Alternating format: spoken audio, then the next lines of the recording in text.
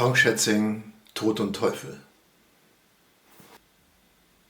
Jakob der Fuchs schlenderte über die Märkte und stellte sein Mittagessen zusammen. Den Beinamen hatte er nicht von ungefähr. Für gewöhnlich leuchtete sein Kopf wie ein Burgfeuer.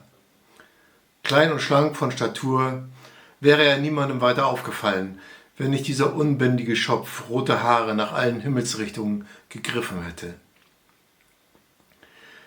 Jede der drahtigen Strähnen schien einem eigenen Verlauf zu folgen, dessen Hauptmerkmal darin bestand, dass sie ihn mit keiner anderen teilen wollte.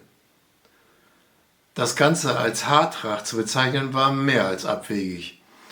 Trotzdem oder gerade deshalb übte es auf Frauen den seltsamen Zwang aus, hineinzugreifen und daran herumzuzerren, mit den Fingern hindurchzufahren, als gelte es einen Wettstreit zu gewinnen, wer dem Gestrüpp zumindest ansatzweise so etwas wie Disziplin beibringen vermochte.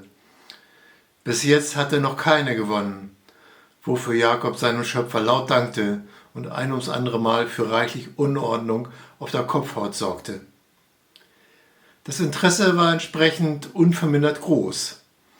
Und wer sich einmal in der roten Hecke verfangen hatte, lief Gefahr, im hellblauen Wasser seiner Augen endgültig allen Boden unter den Füßen zu verlieren. Heute allerdings, angeknurrt von seinem Magen, zog Jakob es vor, sich mit einem alten Fetzen zu bedecken, der nicht mal in seinen besten Zeiten den Namen Kapuze verdient hatte, und den Wunsch, nach weiblicher Gesellschaft hintanzustellen. Kurzfristig wenigstens. Der Geruch teuren holländischen Käses stieg ihm in die Nase.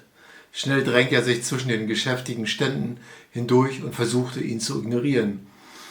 Er konnte sich lebhaft vorstellen, wie die Mittagssonne die oberste Schicht des Anschnitts schmolz, sodass sie von einem fetten Glanz überzogen war. Welcher Teufel auch immer den Duft geradewegs zu ihm hinüberlenkte, auf dem Käsemarkt war augenblicklich zu viel los für einen schnellen Griff. Der Gemüsemarkt gegenüber bot da schon bessere Möglichkeiten. Okay, entscheiden Sie selber, wie Sie das finden und ob Sie dieses Buch vielleicht lesen wollen.